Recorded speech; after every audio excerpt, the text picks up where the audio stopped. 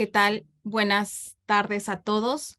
Bienvenidos a este día virtual que tenemos de IPv6, en donde vamos a estar exponiendo el caso justamente de lo que es el CISESE, el día virtual de implementación, en donde tenemos esta exposición a través de el apoyo de Oscar Olivares, en donde nos va a estar mostrando cuáles han sido los pasos que han dado. Es importante mencionar que para CUDI este tema de IPv6 es más que amplio en el ámbito de lo que se ha trabajado a través del grupo de trabajo del CDR de IPv6 que gestiona la coordinación Asael Fernández de la UNAM. Y pues bueno, qué mencionarles más que este tema de suma importancia a través de este protocolo que si bien hemos visto al pasar de los años, es un tema que se tiene que hacer sí o sí y que actualmente para México y para la parte federal, pues se tiene por mandato ya poder tener esta implementación que salió a través del Diario Oficial de la Federación el 6 de septiembre del 2021, en donde este acuerdo por el que se emiten las políticas y disposiciones para impulsar el uso y aprovechamiento de la informática, el gobierno digital, las tecnologías, la información y comunicación, la seguridad de la información en la administración pública a través de su capítulo 2 en su artículo 51, que me voy a permitir leerlo rápidamente porque veo que están conectados muchas instituciones de gobierno y justo el artículo 51 muestra que las instituciones deberán adoptar las medidas para migrar sus servicios de telecomunicaciones hacia el protocolo de Internet IPv6, de conformidad con la guía para tal efecto emitida por la Coordinación de Estrategia Digital Nacional, y mientras tanto podrán utilizar el protocolo de IPv4 en aquellos servicios que sean expuestos, tales como correo electrónico, transferencia de archivos, conexiones seguras y aplicaciones web. Y bueno, que mencionarles que justo en esta plática que nos va a poder compartir Oscar, pues se viene toda esta temática, mencionarles justamente que en México tenemos el apoyo a través de IAR-MX, que es nuestro NIR, nuestro registro de Internet Nacional, y que a su vez depende de lo que es un registro de Internet regional, que es el RIR, en este caso para nosotros es LACNIC. Y bueno, pues vamos a ir viendo toda esta temática también a través de Asael, y pues que justamente dentro del LACNIC también se encuentra lo que es un estudio de un laboratorio de grado de penetración de IPv6. Y bueno, desde al pasar de los años y hasta este año 2023, hemos tenido ya una penetración de casi del 50%. Entonces, estas son buenas noticias y qué mejor que las instituciones miembros de CUDI también ya vayan adoptando el poder tener sus migraciones hacia IPv6. No me resta más que darles esta cordial bienvenida y le cedo la palabra a Asael. Adelante, Asael. Sí, muchas gracias, Silvia. ¿Qué tal? Muy buenas tardes a todos. Bienvenidos a este día, el primer día virtual de IPv6 en CUDI. El día de hoy vamos a tener un caso de uso de éxito de IPv6. Entonces, permítame compartir la pantalla.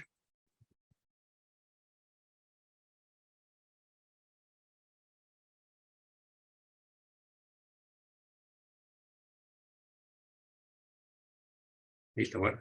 Pues vamos a comenzar con este día. Seguramente va a haber muy buena información que ustedes van a poderse llevar y al final va a haber una sesión de preguntas y respuestas. Entonces, para comenzar, déjenme pasar la diapositiva. ¿Me confirma si ya la están viendo? Se ve, Asael. Ok, muchas gracias. Bueno, en la agenda del día de hoy vamos a ver una pequeña introducción en qué estamos en el día de hoy en IPv6, y después ya pasaremos a la conferencia principal con nuestro invitado, maestro Oscar del CISESE, y presentar su caso de estudio, y vamos a tener una sesión de preguntas y respuestas.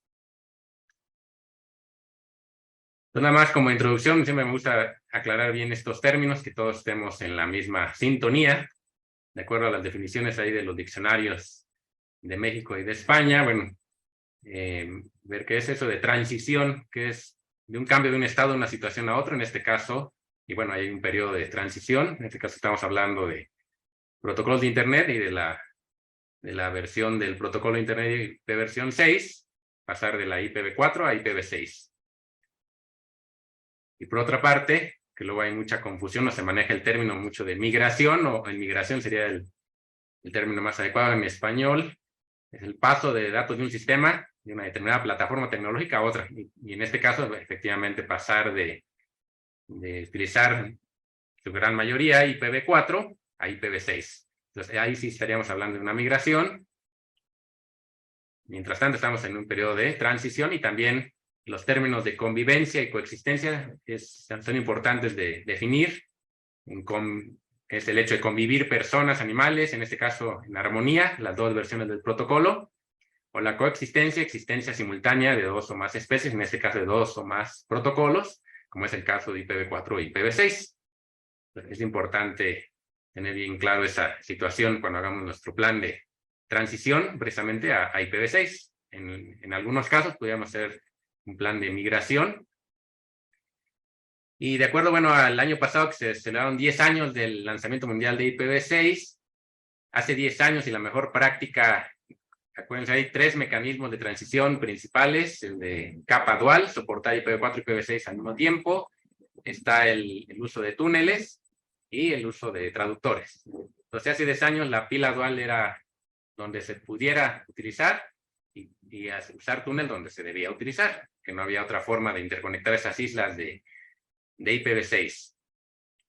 Ahora, desde el año pasado, la mejor práctica, y todavía sigue siendo así, es utilizar IPv6 only, o sea, aunque no hay una definición así, no se han puesto de acuerdo en la IETF los expertos, qué es realmente IPv6 only, que es en realidad que no debería haber nada de IPv4, en realidad es dejar de utilizar, bueno, IPv4, pero podemos decir que más bien primero IPv6 nativo, o sea, que no dependa, que no se tenga que hacer un encapsulamiento, y ahora sí pensar en un casos de uso de IPv6 only, solamente IPv6, porque podemos tener IPv6 only a nivel de la aplicación, del sistema operativo, de la misma red, los segmentos, etcétera.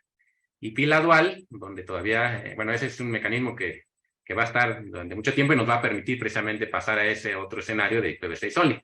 Y túneles, pues nada más donde todavía sea necesario utilizarlos, ¿no? Vamos a ver un mapa de despliegue de IPv6 que salió a finales del año pasado, un investigador ahí de APNIC, la entidad de registro de Asia Pacífico, en esos colores que están más en amarillo, en verde, son los que tienen más despliegue de IPv6. Estamos hablando, por ejemplo, a nivel mundial, un 33% de despliegue de IPv6. Entonces, en caso de América, se dan cuenta, hay varios países que tienen un buen nivel de despliegue de IPv6, comparado, bueno, por ejemplo, con países de Asia y de África, ¿no? Otras estadísticas que también luego se toma como referencia, por ejemplo, en el caso de nada más de un proveedor de contenido, bueno, el porcentaje de usuarios, por ejemplo, de Google, que actualmente ya acceden a sus servicios con IPv6, es alrededor de un 43%. En el caso de México, bueno, estamos arriba de ese porcentaje, estamos casi ya llegando a 46% de ese despliegue de usuarios de Google que acceden a IPv6. Y tomando esos datos de Google, por ahí alguien hizo una estadística, y ustedes también lo tomen en cuenta en esta periodo de transición, en la guía de cambio de las instituciones, y en el caso, por ejemplo, también del CISESE, que llevó la guía de la dependencia de gobierno.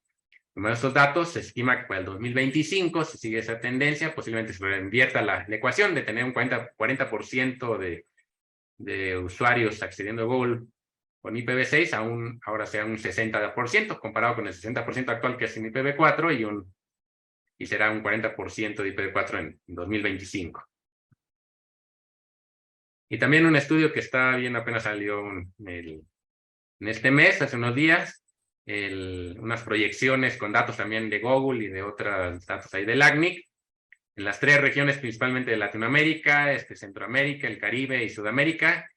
La región de Centroamérica, que incluye a México, de acuerdo a la proyección, a finales de este año, posiblemente llegamos a un 50% de usuarios ya con acceso a IPv6, y vemos por ahí la gráfica de crecimiento de de IPv6, que se ve que tiene un crecimiento sostenido.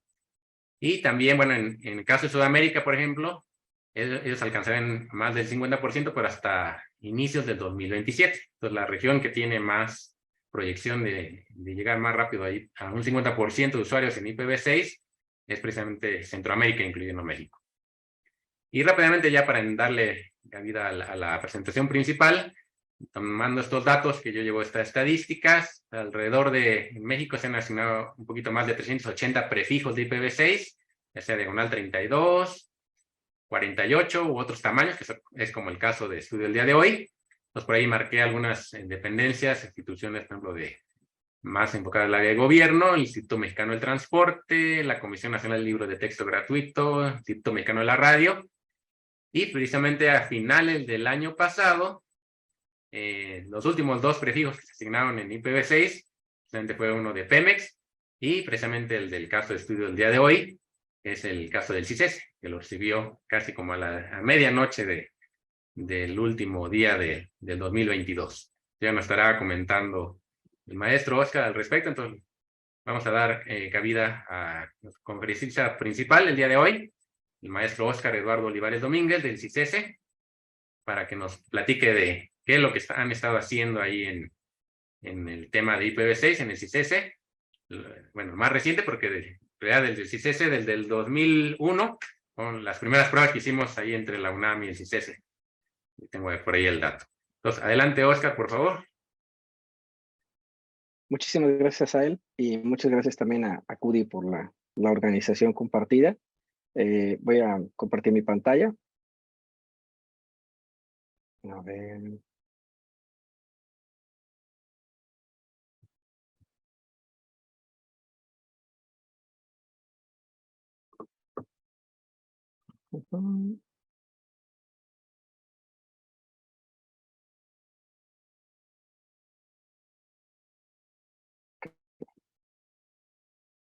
Listo. Perfecto.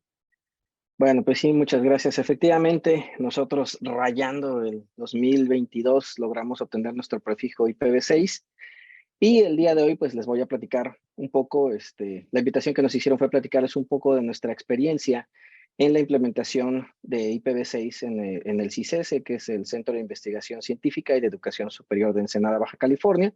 Es un centro CONACYT. Estamos ubicados en Ensenada, Baja California, pero tenemos otras sedes. Esa es nuestra sede principal. Tenemos otras sedes en Monterrey, en Tepic y en La Paz. Como bien mencionaban, nosotros formamos parte de la estructura de gobierno federal y como tal, nosotros nos tenemos que apegar a los lineamientos que nos indica la Coordinación de Estrategia Digital Nacional, que también, como mencionó Silvia al principio, pues se emitieron en septiembre de 2021 a través del Diario Oficial de la Federación. Se publica la guía en la que nos indican que todas las dependencias federales tenemos que comenzar nuestro periodo de transición hacia IPv6 con ciertas metas bien definidas en dicha guía, ¿no? Entonces, la presentación que les preparé el día de hoy, pues va a hablar principalmente de nuestra experiencia haciendo este trabajo. Voy a darles una pequeña introducción de lo que es el CISES. Después les voy a hablar un poco de cómo está integrada nuestra red desde el punto de vista muy general en IPv4. Voy a hablarles un poquito más de los detalles que nosotros consideramos relevantes respecto a la guía para la transición a IPv6 que emitió el gobierno federal. Y finalmente les voy a compartir ya nuestra experiencia y nuestras lecciones aprendidas durante todo este trayecto que ha empezado desde finales de 2021 y que todavía no termina. Estamos todavía trabajando en nuestra implementación de IPv6. Bueno, como les decía, el CISES pertenece al Sistema de Centros Públicos de Investigación del CONACYT. El CISES fue creado en 1973 como parte de la iniciativa para descentralizar las actividades científicas y modernizar al país, ¿no? A lo largo de más de 4 décadas, CISES ha evolucionado hasta convertirse en uno de los principales centros científicos de México y fuimos una de las primeras instituciones en conectarnos a Internet. Las direcciones como dato, las direcciones IP del CISES se registraron en 1992 y nuestro nombre de dominio, CISES.mx, se registró en 1995. Nuestra red en IPv4, como les mencioné también hace unos momentos, está integrada por 4 sedes, 3 subsedes, una sede principal. Nosotros tenemos nuestros servicios principales, nuestro centro de datos y nuestra LAN está ubicada en Ensenada, que es nuestra sede principal. Aquí tenemos una conexión de 10 gigabits por segundo hacia CUDI, que nos da acceso, como mencionaba el video que vimos al principio, nos da acceso a las redes académicas a nivel mundial. También somos, precisamente por esa conexión que tenemos de 10 gigabits por segundo hacia esta red académica, somos tránsito de la UNAM en Ensenada para el Instituto de Astronomía y el Centro de Nanociencias y Nanotecnología de la UNAM, y para la Universidad Autónoma de Baja California somos tránsito de ellos hacia esta red académica. Y nuestras otras 3 sedes que les comentaba, que tenemos en Monterrey, en La Paz y en Tepic, pues se conectan a Internet, y en cada una de nuestras ubicaciones, con nuestras direcciones IPv4, nosotros hacemos lo que llamamos peering con nuestros proveedores de servicio de Internet. Es decir, nosotros anunciamos nuestros prefijos IPv4 a través del protocolo BGP hacia nuestros proveedores de servicio. A finales de 2021, la Coordinación de Estrategia Digital Nacional publicó la Guía para la Transición al Protocolo de Internet versión 6 de la Administración Pública Federal, y básicamente es un documento que define las acciones que todas las dependencias federales deberán realizar para hacer una transición hacia IPv6 en sus redes. Uno de los aspectos más importantes y fundamentales de todo esto en nuestra experiencia es que se indica la creación de un grupo de trabajo para IPv6 en cada dependencia federal.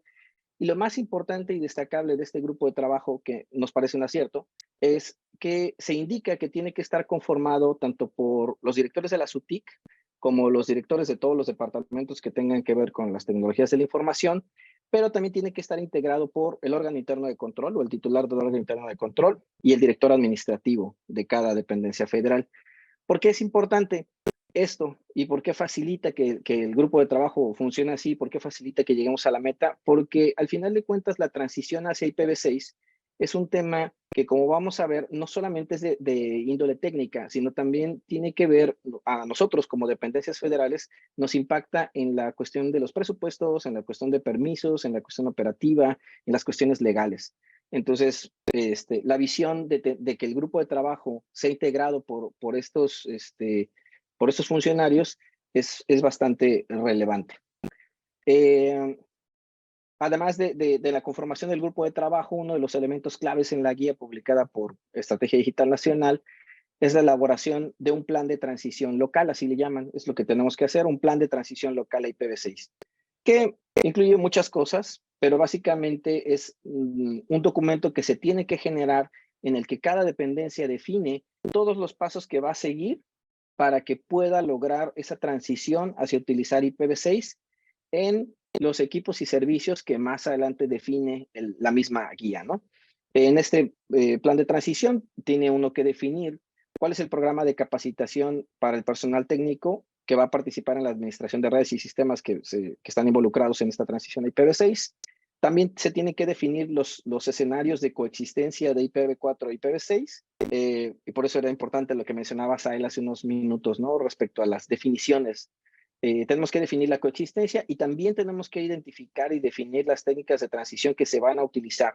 Y también, bueno, identificar aplicaciones y equipos que deberán ser actualizados o sustituidos, que es una parte quizás la más laboriosa de la parte del plan, porque como verán cuando lo estén haciendo, si no, pues ya lo hicieron, hay muchos equipos que requieren cierta modificación y esto puede generar ciertos retos al momento de implementar IPv6, ¿no?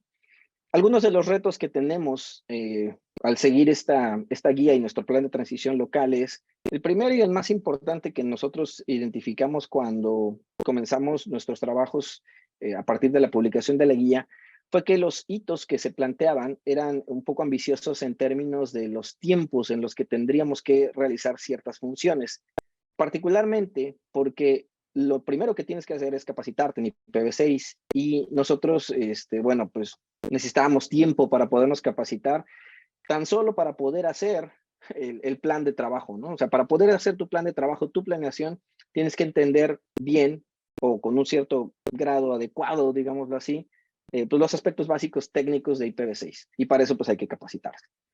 Afortunadamente hay recursos gratuitos que son bastante buenos. Hay algunos que ofrece la CNIC, son cursos sin costo, y hay otros recursos que ahorita les voy a compartir.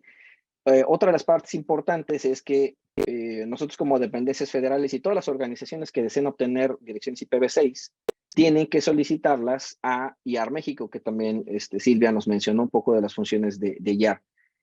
La cuestión está en que para que tú puedas solicitar tus direcciones IPv6 a IAR, tú ya tienes que tener diseñada tu red y cómo vas a implementar el nuevo protocolo en esta red. Entonces, solo para llegar a solicitar las direcciones, ya tienes que haber hecho un trabajo considerable de diseño, ¿sí? Entonces, les dejo aquí las ligas hacia los cursos básicos, bueno, hacia los cursos que ofrece, por ejemplo, la CNIC, que son estos que les pongo acá. El curso básico de IPv6 es bastante bueno, no necesitan tener realmente conocimientos técnicos más que de redes quizá básicos. Es un recurso muy bueno, se abren, no me acuerdo si 2 o 3 convocatorias al año, capaz que hasta 4. Hay otro curso que es avanzado de IPv6, sí tiene un costo y el pago se hace a través de PayPal, pero hay otros recursos también en Internet bastante buenos. Por ejemplo, todos los recursos de la Sociedad del Internet, de Internet Society, son valiosísimos, bastante buenos. Para todos los administradores de servidores web que necesitan trabajar en la migración de su servicio que está basado en IPv4 a IPv6, les recomiendo la segunda liga de la derecha, arriba. Es una guía cortita, pero bastante buena sobre puntos clave que requiere uno tener para levantar servidores web en IPv6. Está también la certificación gratuita de Hurricane Electric sobre IPv6 y también hay recursos de LinkedIn para IPv6. Y bueno, llegamos a la parte en la que les voy a platicar de nuestra experiencia como CICESE en la implementación de IPv6. Nosotros, como les mencioné en 2021, que tuvimos conocimiento de la publicación de la guía y de los hitos que teníamos que alcanzar, iniciamos con la capacitación con los cursos de LACNIC y también con cursos de ICANN, si mal no recuerdo, y comenzamos a diseñar nuestra implementación de IPv6 en enero de 2022. Como, digamos, mencionarlo vale la pena, la guía establecía que para junio de 2022 todas las dependencias federales de gobierno debían de haber cumplido por lo menos 2 hitos, que era haber solicitado sus direcciones IPv6 a IAR y haber publicado su plan de transición local en Internet, que son los hitos que les mencioné anteriormente. Entonces, el asunto es que para que tú puedas solicitar las direcciones, como ya les dije, las direcciones IPv6 a IAR, ya tienes que tener una muy buena idea ya tienes que tener el diseño hecho para poder solicitar las direcciones. Entonces, a nosotros nos tomó un poco de tiempo llegar a solicitar las direcciones a IAR y finalmente, pues lo hicimos casi a la par. Publicamos nuestro plan de transición local en junio y sometimos nuestra solicitud ya formalmente a IAR para nuestros recursos de IPv6, esto es direcciones IPv6, en el mismo mes. Sin embargo, solo pudimos concluir el trámite, como vieron y como mencionó Asael, hasta el 30 de diciembre del mismo año, que era una fecha crítica para nosotros por la cuestión de presupuesto. No teníamos que ejercer el recurso asignado para el pago de los nuevos recursos de IPv6 en ese año, porque si no lo perdemos y no lo podemos usar. Entonces, es importante. Y bueno, a este punto, ¿no? En el caso de la Administración Pública Federal, el presupuesto para la asignación inicial de las direcciones IPv6 se tiene que programar el año anterior. Entonces, algo importante que nosotros tuvimos oportunidad de hacer fue que en cuanto supimos que teníamos que hacer esto, solicitamos el permiso correspondiente y la asignación de presupuesto para ejercer, para adquirir no se adquieren, sino para contratar el servicio de derecho de uso de los recursos de Internet a IAR MX, ¿no? La guía establece, además, que cada dependencia debe asignar el presupuesto para la transición. Entonces, sí era como un poco apresurado porque sale en septiembre y ya tienes que tener asignado tu presupuesto para el siguiente año y tienes que haber empezado los trámites, ¿no? Y bueno, algo importante ya adentrados, digamos, en la parte de 2022 es que las direcciones IPv6 o los recursos que vayan a solicitar, dependiendo del caso, si a lo mejor vale la pena mencionarlo, nosotros ya teníamos direcciones IPv4 asignadas a nosotros y también teníamos nuestro número de sistema autónomo desde hace mucho tiempo. Es quizá obvio, ¿no? Para los que ya saben que eso se requiere para hacer los peerings que les mencioné al principio, pero pudiera no ser evidente para todos, ¿no? Entonces, nosotros ya teníamos nuestro número de sistema autónomo y teníamos recursos de Internet y esa asignación que se hace de los recursos de Internet, los nuevos de IPv6, no se concluyen o no se entregan hasta que se paga el contrato. Es decir, no es nada más cuando ya lo firmamos, entonces ya ahora sí, ¿no? Porque en realidad lo firmamos antes de la fecha que mencionaba Sal, que fue el 30 de diciembre, pero no logramos procesar el pago hasta el 30 de diciembre y por eso es que salió hasta ese día. Entonces, estos son parte de los aspectos administrativos que se tienen que contemplar. Y bueno, por supuesto, cuando uno solicita las direcciones, tiene que considerar el tamaño de direcciones que va a solicitar, que técnicamente es lo que llamamos la longitud del prefijo, ¿no? Lo más común seguramente va a ser solicitar prefijos diagonal 48 o barra 48, y el pago inicial que tienen es de $2,500. Si necesitas una diagonal 35 o hasta diagonal 32, el pago inicial es de $5,000, que es el presupuesto que deben considerar tener desde antes. ¿Okay? Originalmente y en coordinación con YAR, porque empezamos a platicar con ellos prácticamente, yo creo que desde abril de 2022, empezamos a platicar con ellos respecto a qué era lo que necesitábamos preparar para hacer nuestra solicitud de direcciones IPv6. Entonces solicitamos un prefijo diagonal 48 del tipo Provider Independent para nuestra implementación de IPv6. Esto quiere decir que el prefijo que le estábamos solicitando a YAR no está asignado, no corresponde a ningún proveedor de servicios de Internet de la región, ¿sí? Y esto es importante porque te permite, pues, hacer, publicar o anunciar tus recursos o tus direcciones IPv6 con el proveedor que tú quieras, porque básicamente, pues, no dependes del proveedor. Igual y lo menciono más adelante con un poquito más de detalle ese punto. Finalmente, nuestra solicitud fue aceptada y comenzamos el proceso de firma del contrato, que fue lo que nos llevó más de 6 meses. Sin embargo, algo que aprendimos en el camino, ya habíamos diseñado nuestra red, ya habíamos sometido nuestra solicitud a YAR, ya teníamos nuestro esquema de direccionamiento IPv6 asignado a nuestras subsedes y ya habíamos empezado a hacer pruebas de configuración en nuestra red en IPv6 y empezamos a tener nuestras primeras conversaciones con nuestros proveedores de servicio de Internet. Y nos enteramos de que lo mínimo que tú puedes anunciar, más bien lo máximo que tú puedes anunciar, el prefijo máximo es diagonal 48. Y entonces nosotros lo que estábamos haciendo era ese diagonal 48 que le habíamos solicitado a YAR, lo estábamos subdividiendo en 16 diagonales 52 para asignarlo a nuestras diferentes subsedes. Sin embargo, el problema que teníamos o que íbamos a tener es que esas diagonales 52 no las íbamos a poder anunciar, ¿sí? Porque lo máximo que se anuncia o la longitud máxima de prefijo que te permiten los proveedores de servicio anunciar es diagonal 48. Y eso no es nada más una decisión de los proveedores de servicio de Internet del CISS, eso es algo que es estándar en todo el mundo. El prefijo más largo que se puede anunciar es una diagonal 48. Es como el prefijo más largo que se puede anunciar en IPv4, que es una diagonal 24, es el mismo concepto, pero diagonal 48 en IPv6. Entonces, bueno, esto nos obligó a rediseñar nuestro esquema de direccionamiento IP que ya habíamos hecho y que ya habíamos sometido, porque claramente no iba a satisfacer nuestras necesidades de direccionamiento. No por la cantidad de direcciones que nos asignaban, porque pues esas eran muchísimas, sino por este tema particular del enrutamiento. Entonces, aquí algo que es importante notar es, si vas a solicitar direcciones IPv6 y tienes múltiples sedes en diferentes lugares, aunque sean de la misma ciudad, lo más recomendable es que solicites para cada una de tus sedes una diagonal 48 o como organización que solicites un prefijo lo suficientemente grande como para que cada una de tus oficinas en las que vas a hacer anuncios de direcciones IPv6 tengan por lo menos un diagonal 48. Y bueno, como les dije, nosotros ya habíamos empezado a hacer la configuración, ya habíamos empezado a hacer pruebas y tuvimos que cambiar todo porque ya no era, el esquema de direccionamiento IPv6 cambió y nos sirvió de experiencia porque pues practicamos, ¿no? Volver a configurar toda la red, que es de lo más divertido que puede haber, sobre todo los protocolos de enrutamiento y cosas así. Entonces, siguiendo las mejores prácticas en cuanto al manejo de direcciones IPv6, le propusimos a YAR modificar nuestra solicitud de recursos a un prefijo diagonal 44, que esto nos proporcionaría 16 bloques diagonal 48.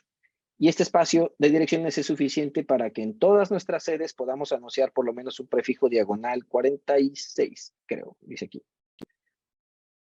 Ajá, un diagonal 46.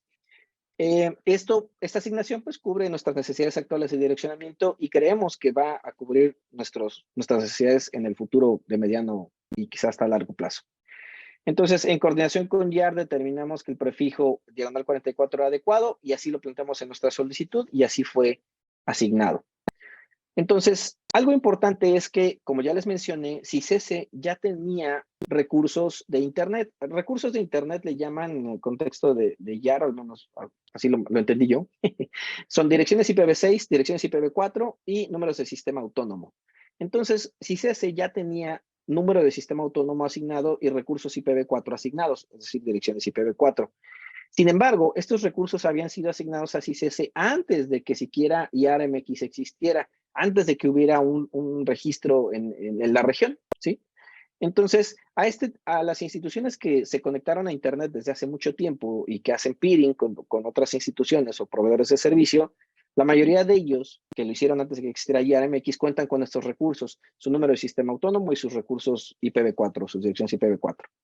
Y a estos recursos les llaman recursos legados. Eso es ¿cómo llamarlo? Pues en el lenguaje de YAR-MX, a estos recursos que tuviste antes de que existiera tu registro, entonces se les llaman recursos legados. Es conveniente tener en cuenta que al momento de solicitar direcciones IPv6 o nuevos recursos, ya sea IPv4, número de sistema autónomo o direcciones IPv6 a YAR, los recursos legados dejan de serlo, ¿ok? Entonces, esto se establece claramente en el contrato y en realidad no hay ningún cambio. Es decir, tú vas a seguir utilizando tus recursos como siempre los has utilizado. De hecho, es más bien un cambio de jure, es decir, estos recursos legados no aparecen asignados en ningún lado, no hay ningún documento que respalde esa asignación de los recursos porque no existían antes esas entidades. Y básicamente cuando firmas un contrato ahora con YAR, lo que hacemos es como poner esos recursos legados dentro de un contrato y entonces ahora tus recursos legados dejan de ser legados y aparecen en el contrato. En el caso del CICESE, ahora el contrato pues establece que tiene sus direcciones IPv4, su número de sistema autónomo y sus direcciones IPv6, que fueron con las que se asignaron. Y el pago anual que se hace a YAR cubre todos los recursos de Internet que como institución vas a tener, ¿no? Es decir, no se paga una cuota anual por las direcciones IPv6, otra por las direcciones IPv4, otra por el sistema autónomo, no, la cuota que se paga cubre todos tus recursos de Internet. Entonces, uno de los grandes retos es que debemos trabajar con nuestras áreas administrativas y legales porque hay un tema con el asunto del contrato con YAR y es que básicamente ese contrato que YAR nos ofrece es un contrato que no necesariamente nada más lo hace YAR, ese lo tiene toda la región de Latinoamérica y está basado en el contrato que básicamente todo el mundo tiene, ¿sí? Es decir, todas las personas del mundo que se quieren conectar a Internet, que van a recibir recursos de Internet, direcciones IPv4, IPv6 o número de sistema autónomo, todos, absolutamente todos tienen el mismo contrato, ¿sí? Y entonces, YAR te establece que no se puede modificar ese contrato porque no es algo que nada más establece YAR. Ese contrato no lo puede modificar YAR, ese contrato no lo puede modificar la CNIC, ¿sí? Ese contrato está para todos y es igual. Entonces, uno como la parte técnica tiene que tener reuniones con la parte administrativa, que es la que va a llevar esta cuestión de los contratos y con el área legal, para explicarles por qué YAR es un proveedor particular. Es decir, la factura se genera como un servicio, es un contrato de servicios propiamente lo que firmas con YAR, pero no es un proveedor de servicios común y corriente. Es decir, una de las preguntas que nos hacía nuestra área de servicios generales era, a ver, ¿cómo es posible que no exista otro proveedor de servicios aparte de YAR? ¿Nadie más vende direcciones IPv6? Digo, bueno, sí, o sea, están los proveedores de servicio de Internet que te venden direcciones. Ah, bueno, pues entonces no es el único. No. Pero espérame, lo que pasa es que YAR le provee direcciones a los proveedores de servicio y nosotros no queremos depender de un proveedor de servicios. No es un capricho, es una cuestión técnica. Y así como eso que nosotros necesitamos, no existe ninguna otra entidad que nos pueda asignar recursos IPv6, solamente YAR-MX. Entonces es un proveedor único, es un servicio, pero no es un servicio como cualquier otro y no podemos modificar el contrato. ¿Ok? Entonces, Aquí lo importante fue que nuestro grupo de trabajo de IPv6 desde el principio se integró por nuestro titular del órgano interno de control, por nuestro director administrativo y por los directores y jefes de departamento del área técnica y del área de seguridad de la información. Eso se me olvidó comentar. El área de seguridad de la información también está ahí. Y ellos tenían conocimiento de todo el proceso que estábamos llevando, tenían conocimiento de la elaboración de los documentos técnicos, del problema que tuvimos con esta cuestión de la diagonal 48, y etcétera, etcétera. De tal forma que cuando las áreas legales y de servicios piden autorización para firmar el contrato en los términos que les acabo de mencionar a ustedes, que son varios, ¿no? Pues la dirección administrativa estuvo de acuerdo en que esto se hiciera, ¿no? Eso es algo que ellos ya tenían conocimiento, ya sabían que era IRMX, ya sabían cómo se estaba planteando toda esta cuestión. Y, por ejemplo, algo importante es que en las reuniones nuestro órgano interno de control nos preguntaba si realmente estos recursos legados que nosotros teníamos eran algo propiedad del CICESE, porque era algo que existe la duda. No es que esas direcciones son de la institución, y en realidad las direcciones IPv4 que teníamos nosotros no son de la institución, están asignadas al CICESE y no dejan de estar asignadas, pero no son de nosotros. Entonces, algo que nos preguntaba el órgano interno de control es, ¿tú tienes un documento que dice que esas direcciones son tuyas? ¿Te las cedió alguien? ¿Tú las compraste? ¿Tienes un documento que diga eso? No, pues en realidad no, nos las asignaron así. Ah, bueno, pues entonces no son del CICESE. Y por lo tanto, no pasa nada con que dejen de ser tuyas, entre comillas, y que dejen de ser recursos legados y ahora aparezcan en el contrato. Pero también esto cuenta mucho por el involucramiento que nuestro titular del órgano interno de control tuvo. Él no ha faltado a ninguna de las reuniones del grupo de trabajo de IPv6. Entonces, esto se los comento enfáticamente porque funciona, que el grupo de trabajo esté integrado por las personas que la guía establece que debe estar integrado y pues que tienen que participar en las reuniones. No es nada más de que les mandas la minuta para que la firmen. Están enterados, que participen activamente es fundamental. A ver. Y bueno, esto es un poquito más hablar de las direcciones IPv6 que nosotros teníamos, nuestro diseño original. Nosotros habíamos solicitado una diagonal 48, que aquí se muestra en la diapositiva como lo que se conoce como el prefijo de enrutamiento global o Global Routing Prefix. Nosotros nos quedaban 16 bits disponibles para completar lo que el estándar dice que deben ser la longitud de tus subredes, que es una diagonal 64, y esos 16 bits los habíamos dividido en 4 bits para identificar a nuestras sedes foráneas, que eso nos daba posibilidad de tener hasta 16 sedes diagonal 52, 48 más 4, 52, y nos dejaba un espacio para que cada subred tuviera hasta 12 bits adicionales, que son como 4096, sí, 4096 posibles subredes. Cada subred de esas 4096 con 18 trillones, más de 18 trillones de direcciones IPv6 disponibles. Entonces, bueno, por eso para nosotros era suficiente. Al final de cuentas, nuestro esquema de direccionamiento quedó, bueno, no nuestro esquema, sino el formato de nuestro direccionamiento quedó como se los muestro acá, en el que está nuestro Global Routing Prefix quedó en diagonal 44. Ahora nuestro subnet prefix queda de 20 bits para completar los 64 bits que tenemos que hacer. Y dentro de estos 20 bits, seguimos asignando 4 bits para identificar a nuestras subsedes. Y ahora lo que cambió es que cada subsede, en vez de tener nada más 12 bits, ahora tiene 16. Entonces, cada una de nuestras subsedes puede tener hasta 65,000 subredes, cada una con más de 18 trillones de direcciones IPv6.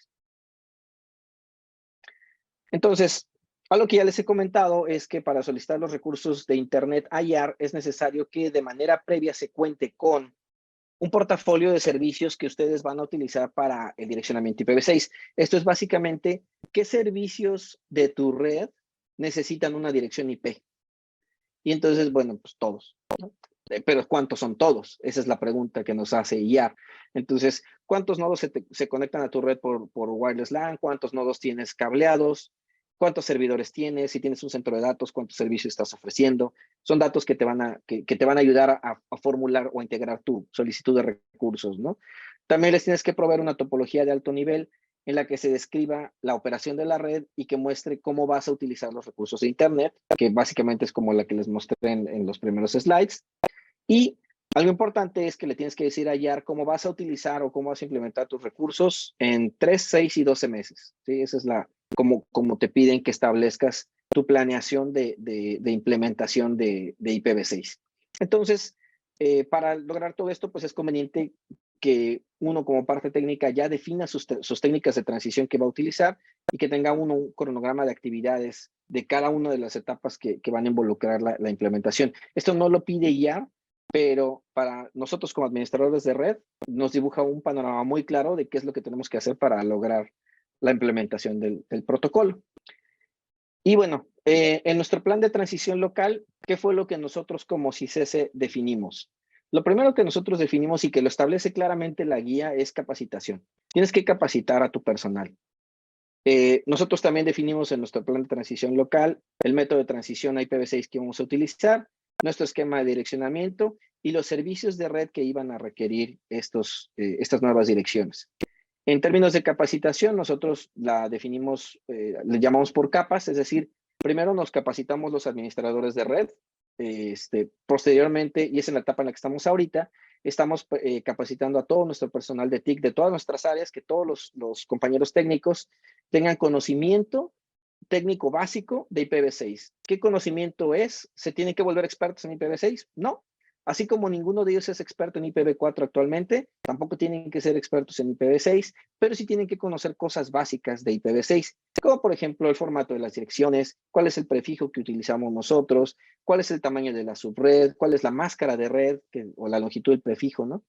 Por así decirlo, cómo vamos a definir nuestras puertas de enlace predeterminadas, que son cuestiones técnicas que ya ustedes irán viendo conforme se vayan capacitando, que son sui generis. Cada uno va a definir cómo se van a implementar ese tipo de cosas en nuestras propias redes, ¿no? Y finalmente, la siguiente etapa de capacitación va a ser a los administradores de servidores y aplicaciones que no son personal directamente del área de TIC, ¿no? Sino que son investigadores en muchos de los casos o técnicos compañeros también que administran una aplicación web, ¿no? Por ejemplo, en el caso del CICESE, nosotros pues manejamos la red sismológica del noroeste y los compañeros técnicos que llevan a cabo la operación y el mantenimiento de esta red sismológica del noroeste y que publican en internet los datos en tiempo real de los sismógrafos, a ellos los vamos a capacitar una vez que terminemos nuestra capacitación del personal de TIC. ¿Para qué? Para que ellos sepan cómo migrar o qué es lo que tienen que saber para migrar sus servicios hacia IPv6 y, bueno, sus aplicaciones y sus servicios, ¿no? Y finalmente nuestra capacitación el último paso de la capacitación va a ser generar una campaña de información interna con la información que nosotros pensamos que pudiera ser relevante para todos nuestros usuarios, no muy técnica, obviamente, de hecho, prácticamente no va a ser información técnica, pero sí avisarles que existe, de qué va, y que, al menos en nuestro caso, estamos trabajando para que sea completamente transparente para los usuarios. Entonces, una de las cosas, y lo mencionó brevemente Asael al principio, para IPv6, si estás trabajando en IPv4 y vas a IPv6, tienes de 3 alternativas para hacer una transición. Es hacer túneles, hacer traducciones o hacer dual stack, pila doble, algo así. Bueno, dual stack. Esto de dual stack es básicamente, tienes IPv4 y también tienes IPv6 y los dos corren de manera simultánea. Entonces, uno puede decir, ay, no, pues dual stack es lo mejor, ¿no? Es la mejor opción. Solamente tienes que agregar IPv6 a lo que ya tienes IPv4, ¿sí? Pues sí, solamente. Pero ese solamente lleva mucho trabajo. Y de hecho, una de las grandes desventajas de dual stack es que la carga de gestión hacia los administradores de red se duplica. Eso es algo que deben de considerar. Si su personal de tecnologías de la información ya está saturada con la gestión de IPv4 y se van por dual stack, esto multiplíquenlo por 2. Eso es lo que se les viene encima. Sin embargo, las ventajas de dual stack para nosotros como CICESE fueron muchísimo mayores que la desventaja de la parte de gestión. Y ahorita les voy a decir por qué. Nosotros, por tener recursos IPv4 desde hace mucho tiempo, nunca hemos utilizado NAT en nuestra frontera para IPv4 y tampoco utilizamos direcciones privadas de manera interna para ninguno de nuestros servicios. Entonces, nosotros publicamos, nuestros clientes se comunican en internet con una dirección pública, ¿sí? Y eso es algo que en pocos lugares existe. Entonces, como IPv6 esa es una de sus promesas y es una de las ventajas de utilizar IPv6, que todos tus nodos automáticamente tienen una dirección pública válida en internet. No se llaman direcciones públicas, pero para hacer la analogía, pues para nosotros fue una transición obvia, una selección obvia utilizar Dual Stack, porque pues ya teníamos toda nuestra red opera de esa manera y pues ahora íbamos a simplemente, entre comillas, a poner IPv6, ¿no? Y aquí es donde empieza la diversión. Por ahí mencionabas a él también una cuestión sobre los equipos IPv6 only y los IPv4 only. En el estudio que nosotros hicimos interno de los equipos que teníamos que no soportaban IPv6, encontramos que eran realmente muy pocos equipos que no soportaban IPv6. Entonces, para nosotros era, bueno, todos soportan IPv6 o casi todos soportan IPv6, Dual Stack sigue funcionando para nosotros. Nos van a quedar unos cuantos equipos IPv4 only, es decir, que no soportan IPv6, y entonces nosotros vamos a seguir operando nuestra red de esta manera, con los dos protocolos. Si tienes un servidor o una máquina que solo opera con IPv4 y no la puedes migrar y no la puedes cambiar tampoco, no te preocupes, la red va a seguir operando en IPv4 en el futuro previsible. Te llega la computadora nueva, la compraste, la actualizaste, cambiaste de servidor y ahora sí soportas IPv6 y IPv4, ok. Entonces estás obligado a correr tu servidor ahora en Dual Stack. No te vamos a decir que IPv6 only, porque hay partes en las que nosotros no estamos implementando tampoco ninguna traducción en la frontera para IPv6 e IPv4. Entonces tienes que mantener las dos, tus servicios en IPv4 y le vas a agregar lo de IPv6. ¿Para qué? Para que el mundo IPv6 te pueda alcanzar y para que el mundo IPv4 te siga alcanzando como hasta ahorita. Eventualmente creemos que vamos a llegar a un punto en el que vamos a tener que ir apagando servicios IPv4 y tendremos que hacer traducciones para que el mundo IPv4 que se vaya quedando rezagado, pues todavía tenga acceso a nuestros servicios.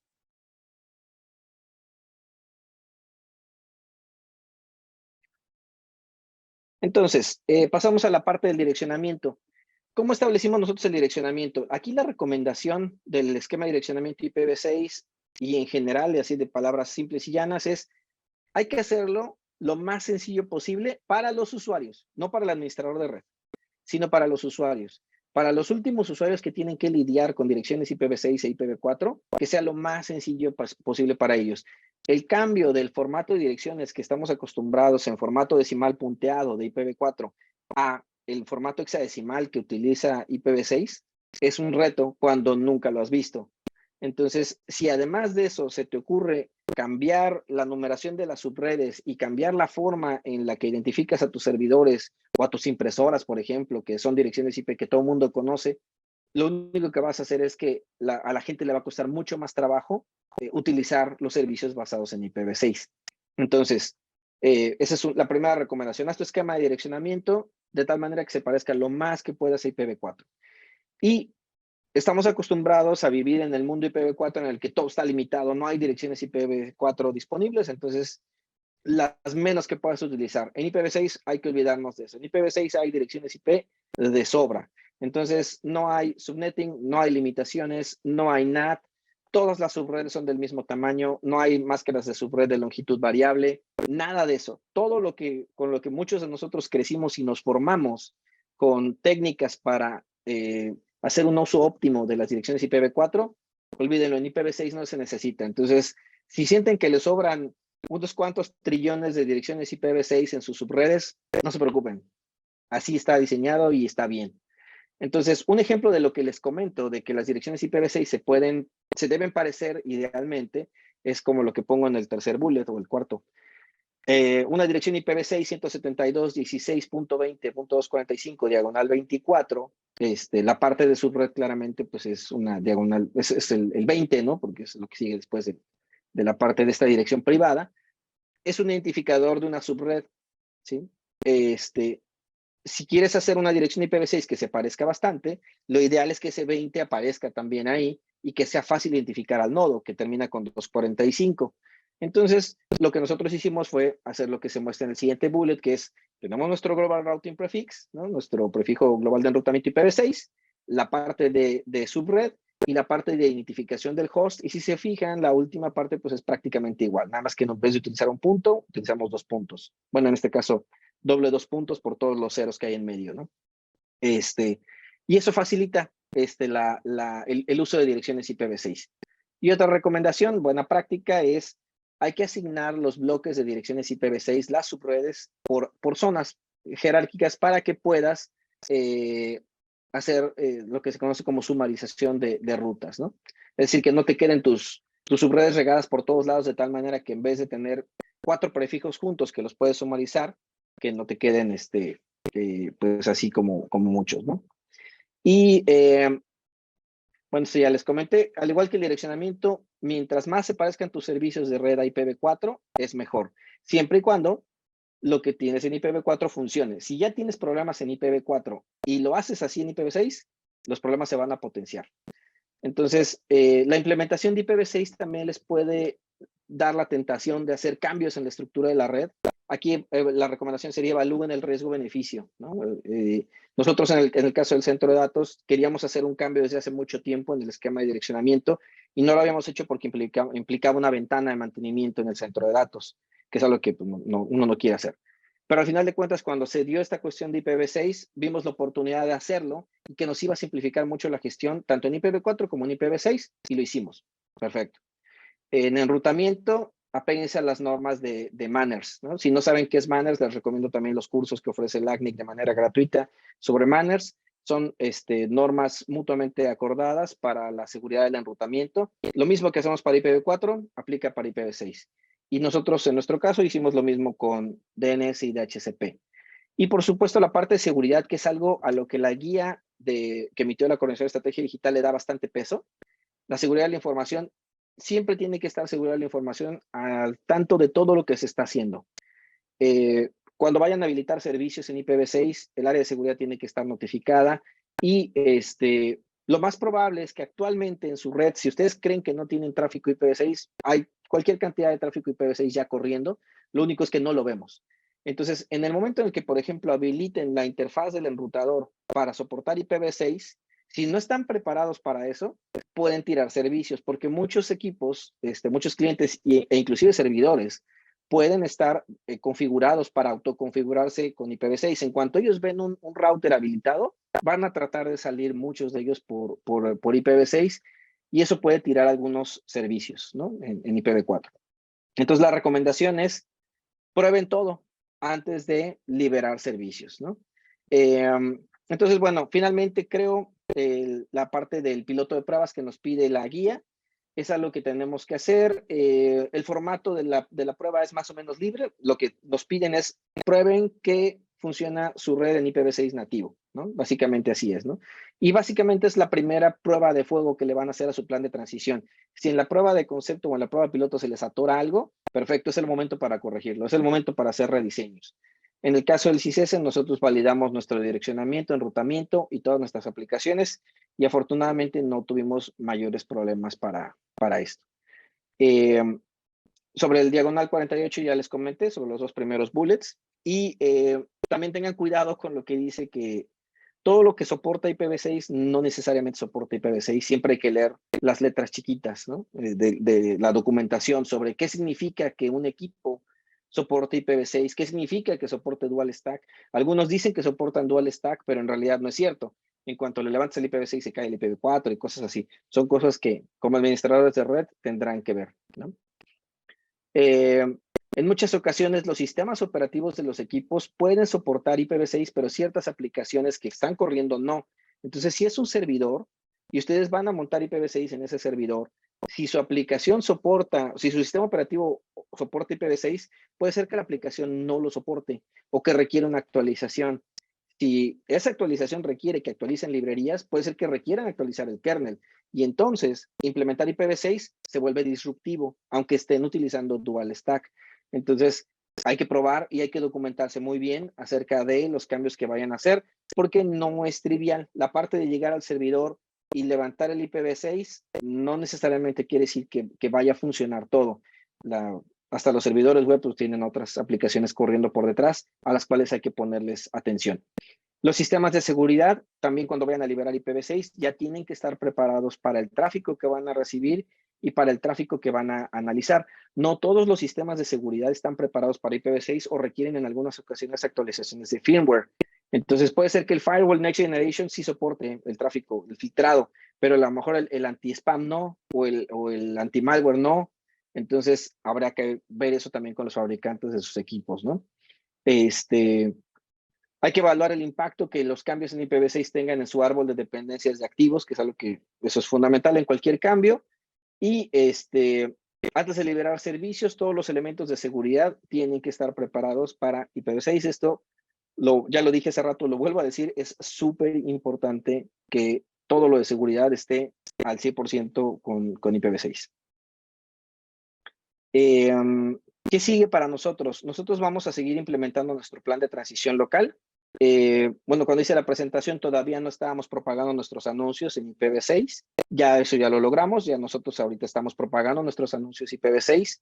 Ya tenemos nuestros ROA, que son nuestros certificados de que nuestros anuncios los estamos haciendo nosotros. Si no lo han hecho, háganlo, tanto con sus direcciones IPv4 como IPv6. Tengan sus certificados al día. Esto lo hacen en el portal de la ACNIC.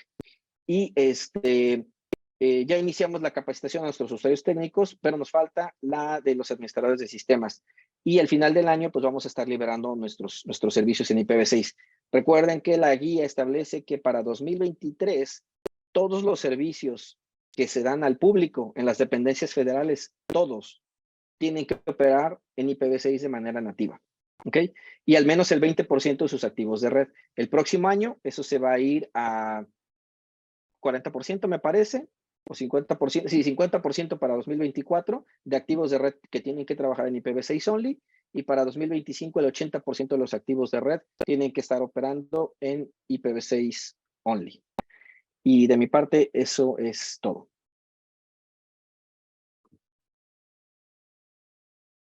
Ahora sí, no sé si tengan alguna duda. Sí, tenemos por ahí unas preguntas que ya estaba respondiendo en la sección de preguntas y respuestas. Déjame comentarte una de ellas que parece que sería la más adecuada que la contestemos. A ver, un momentito. A ver, aquí está la pregunta. Blanca Victoria. Para la firma del contrato nos encontramos regidos por bueno, no sé exactamente. Ley de adquisiciones. Ley de adquisiciones, exactamente. Ley de adquisiciones. Sí. Por esta razón no podemos firmar el contrato que es del IAR. ¿Ustedes cómo pudieron firmarlo? Independiente de que el área administrativa del CICESE aceptó. Bueno, en su caso, bueno, en un caso particular, ahorita hay cambios en los contratos. Yo sé que ahorita seguramente ustedes van a tener las diferencias de gobierno. Por ahí en alguna sesión comentaron que están esperando un contrato marco. Bueno, se va a comentar algo al respecto. Pero en el caso de ustedes, no sé si quieres comentar al respecto, Oscar. Sí, en realidad, obviamente yo no soy un experto en la ley de adquisiciones, no podría comentarte, Blanca, específicamente cómo fue que se hizo, pero sí sería bueno que buscaran cuál es el artículo que les está impidiendo firmar el contrato. Aquí hay una cuestión, por ejemplo, que es algo que le llamó mucho la atención también a nuestra área de servicios, que es en relación al contrato que firmas, que se puede considerar como plurianual porque es algo que va a durar mucho tiempo, ¿no? Entonces, aquí la cuestión está en revisar la parte de que es un contrato de servicios tal como contratas internet, ¿no? Entonces, no vas a firmar, no quieres firmar este contrato, perfecto, no pasa nada, pero no te puedes conectar a internet. Es más o menos la misma cuestión. Entonces, yo no sé exactamente cuál es el artículo que les está impidiendo que firmen el contrato, pero lo que sí es cierto que nosotros tenemos conocimiento, porque también les debo de ser completamente sinceros, yo no estoy al tanto de toda la cuestión de los contratos, y esto yo soy la parte técnica, pero lo que sí sabemos es que ha habido muchas inquietudes respecto a la cuestión de que no se puede modificar el contrato, ¿sí? Lo cierto es que ha habido muchas dependencias en el pasado que lo han firmado y no pasa absolutamente nada, no hay algo que dañe, digamos, a las instituciones, ¿no? Y en ese sentido han trabajado, según tengo entendido, IAR, que es lo que creo que comenta Sael, IAR y el gobierno federal, me imagino que en coordinación con la Estrategia Digital Nacional y Hacienda, tengo entendido, no estoy muy seguro, a lo mejor estoy diciendo lo que no, han trabajado en una modificación para que haya un contrato marco y que se pueda firmar sin ningún problema por las áreas correspondientes, ¿no? Pero no somos los primeros que lo firmamos, ni los últimos en esos términos, o a lo mejor sí fuimos los últimos, ¿no? En firmarlo en esos términos, pero sí, yo no sé exactamente qué artículo de la ley es el que les impide firmarlo, habría que revisarlo, ¿no? ahorita les damos la palabra. Por ahí también, bueno, rápidamente antes de cómo le hicieron la contratación, bueno, es una pregunta que hicieron y bueno, ya lo comentamos. Hay una muy interesante, ¿cómo incrementó? Creo que ya estamos introduciendo la respuesta de Edwin. Y por ahí pregunta cómo incrementó su gasto de internet con este cambio. Digo, es un caso muy particular. Seguramente, sí, La como respuesta comentar. rápida Sí, adelante. sería que depende del prefijo que solicites, pero si caes en el caso de la mayoría, que es pedir un diagonal 48, el gasto inicial son $2,500 y cada año la renovación de tus recursos de internet va a ser de $600, si mal no recuerdo. Ok, Me muy imagino que es bien. lo que está comentando Edwin, ¿no? Que es el Sí, jefe de departamento de redes, mi jefe. muy bien. A ver, le voy a dar la palabra rápidamente porque tiene que ver el tema de contratos a Héctor Velarde. Adelante, Héctor. Hola, ¿cómo están? Buenas tardes. Buenas tardes. Pues sí, simplemente comentar que finalmente ya se tiene un contrato aprobado por la Secretaría de Hacienda.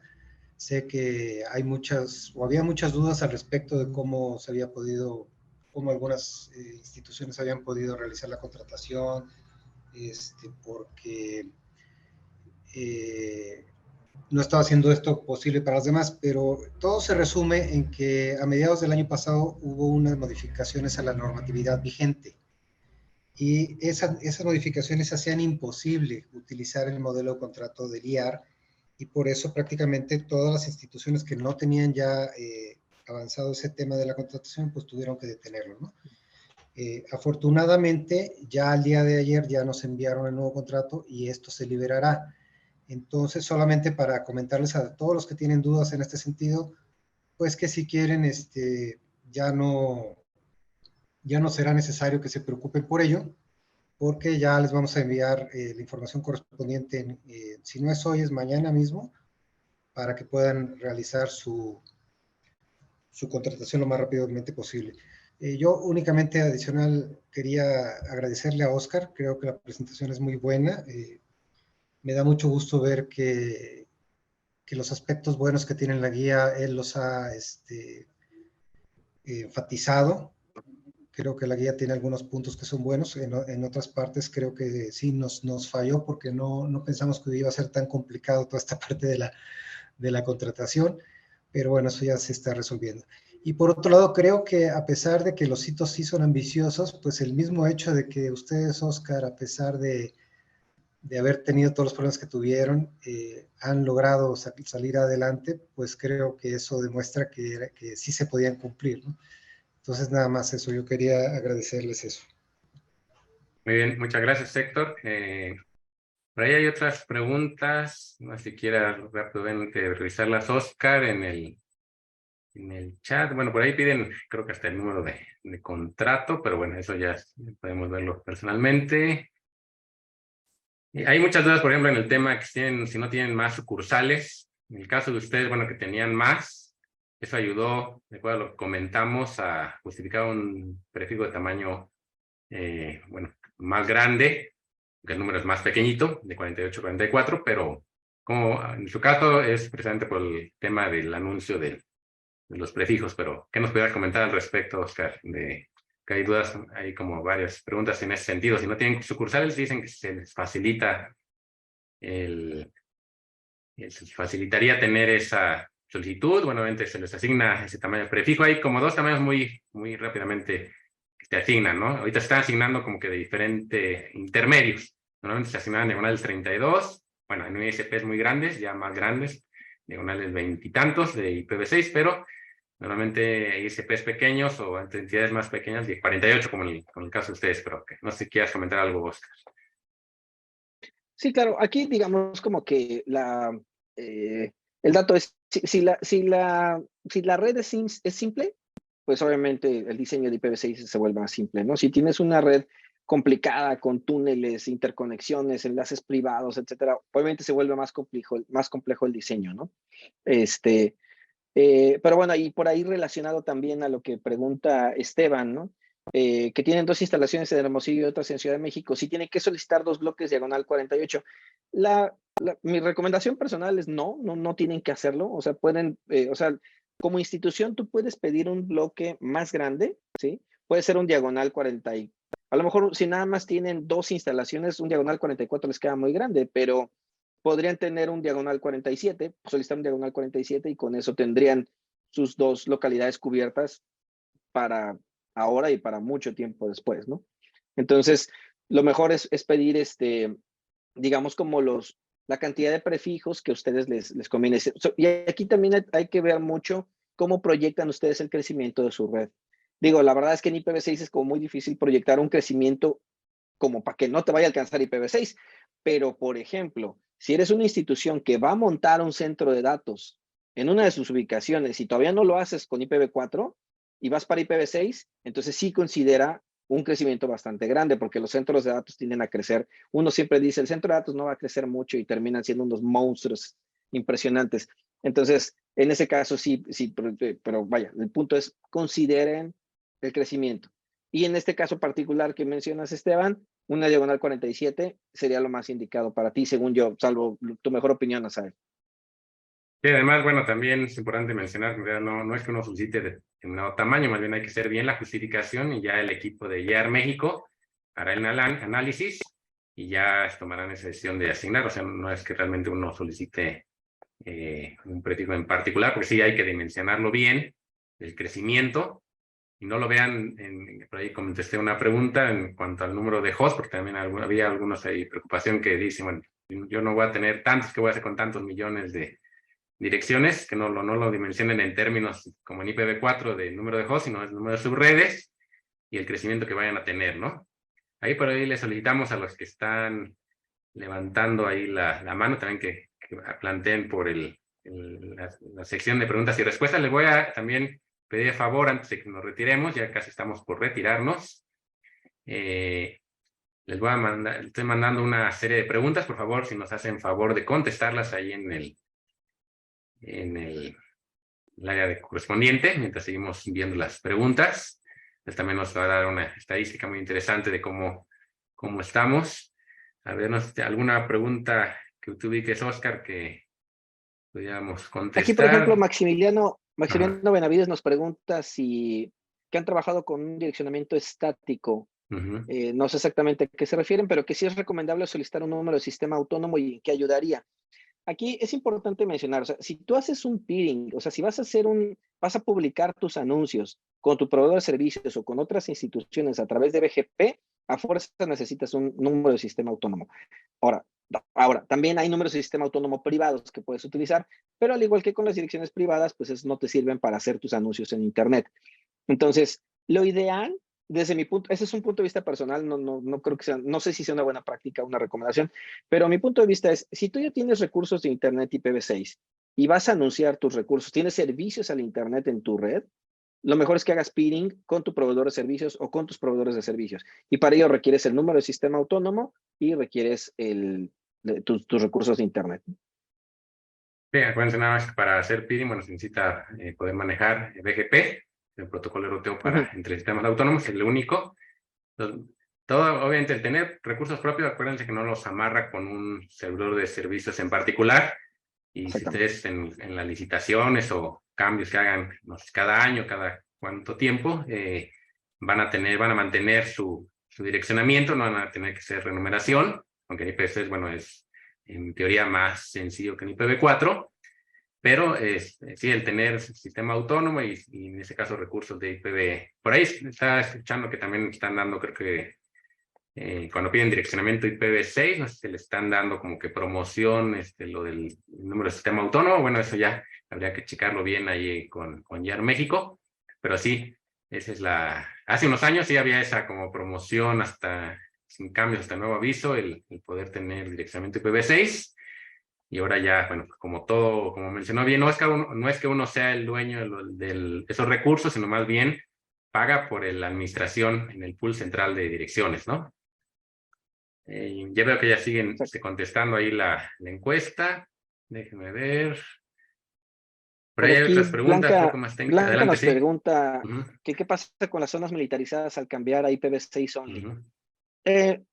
La respuesta es, o sea, ¿qué pasa con las zonas militarizadas y las cambias a IPv6 only? en términos prácticos, y ahorita que Asael me comente si está bien, está mal, ¿no? Pero en términos prácticos, si tú defines una zona IPv6 only y no implementas nada más, entonces esa zona solamente se vuelve visible para el mundo IPv6.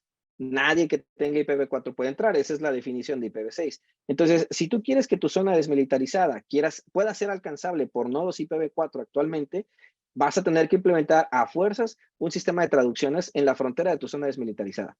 Pero, no sé, a lo mejor la pregunta va por el lado de seguridad. Si lo que quieres es aislar tu zona desmilitarizada de IPv4 y tú quieres comunicarte con ella por IPv6, pudiera funcionar.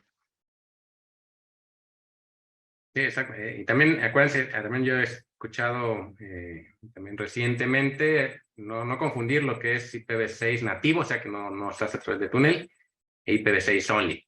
En algunos casos, por ejemplo, han planteado para tener centros de datos que solamente sean IPv6, sí. De hecho, por ejemplo, algunas empresas, como en un caso, Facebook, tiene centros de datos solamente con IPv6. Como comentaba Oscar, si tienen los dos protocolos al mismo tiempo, durante un tiempo, bueno, van a tener más carga de trabajo, pero si dejan algunos segmentos de red, algunos servicios solamente con IPv6, va a disminuir la carga de trabajo y también ahorita pues, la mayor parte de los ataques son en IPv4 todavía, ¿no? Dejo todavía un poquito más minutos abierta la encuesta, nada más les dejo ahí una última lámina, casi ya por terminar.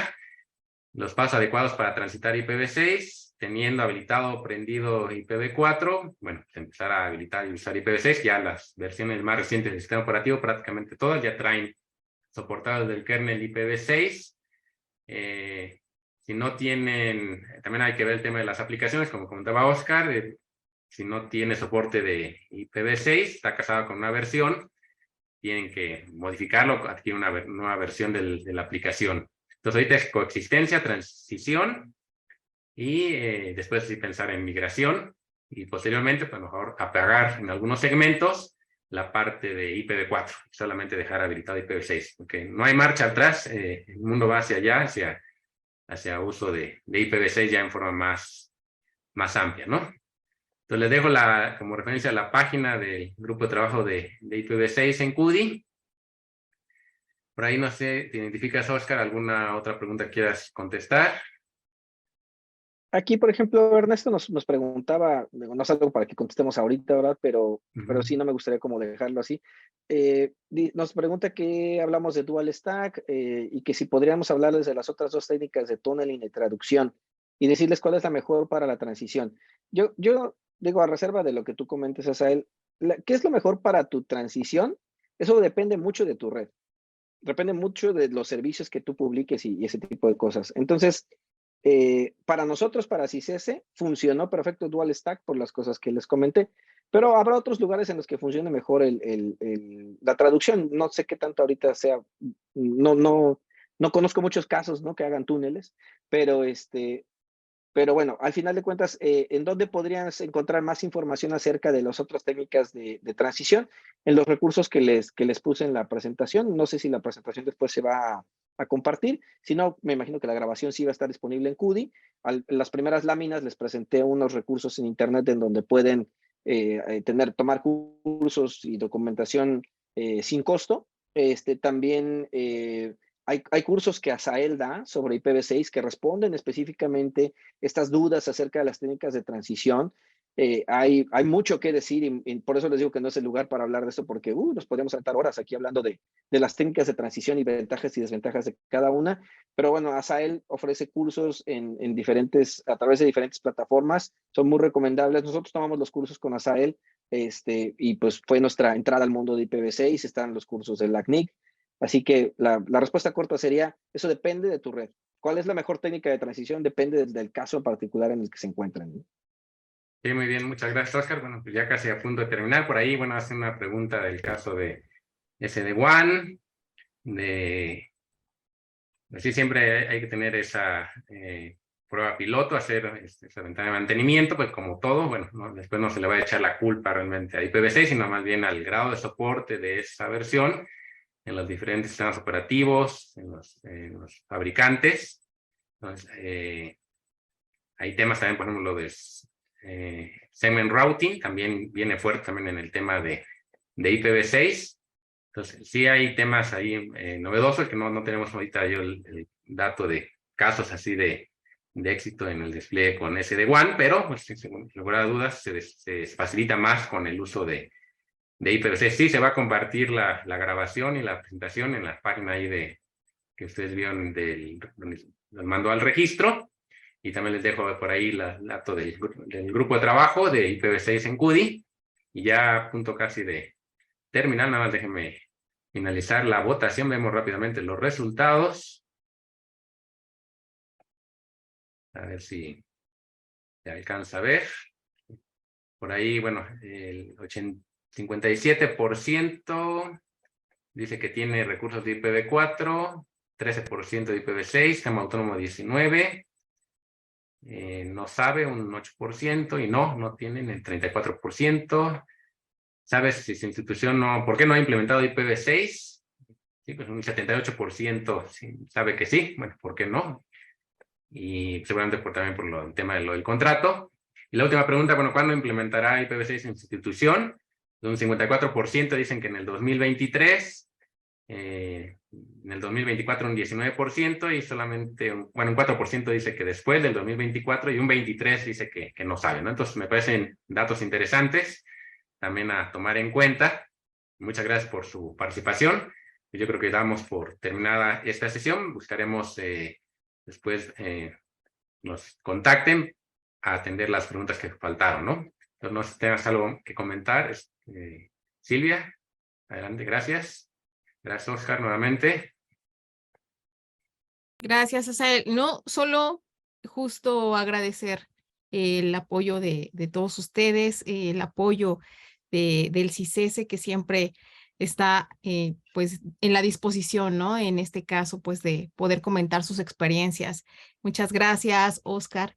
Y pues bueno, invitarlos a que sigan participando de estos días que se tienen de IPv6, en donde vamos a estar pues buscando más experiencias de algunas otras instituciones, y que sobre todo el objetivo de este día de IPv6, de estos webinars, es poder tener esas experiencias que sirvan como base a las demás instituciones, miembros de CUDI, y tal vez no solo miembros de CUDI, sino que justo es un panorama, vaya, todos colaboramos y todos somos responsables, y hay un solo ecosistema de Internet del cual pues todos formamos parte.